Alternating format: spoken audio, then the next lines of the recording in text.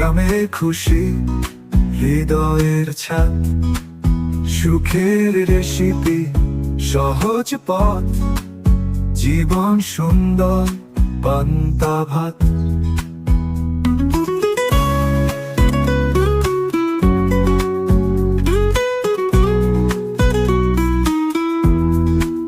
শুকনো মরিচ পুড়ে ঘ্রাণ, মাখন দানা হাতে খান, গাছের নিচে বাঁশের মাচা, তাতেই জমে প্রাণের কাঁচা।